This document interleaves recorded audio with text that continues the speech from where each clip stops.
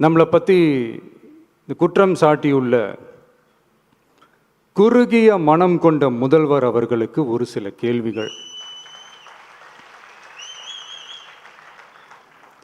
உச்சநீதிமன்றத்தில், அதாவது 13/10/2025 அன்னைக்கு உச்சநீதிமன்றத்தில் நடந்த அந்த விவாதங்களை வைத்தும் அந்தந்த உத்தரவுகளை வைத்தும் இந்த கேள்விகள்.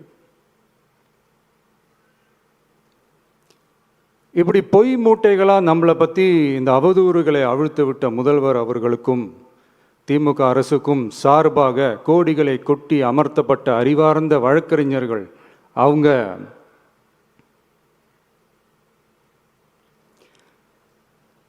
இந்த கபட நாடக திமுக அரசோட தில்லுமுல்லுகளை தாங்கி பிடிக்க இயலாமல் உச்ச நீதிமன்றத்தில் திக்கு திணறி நின்றது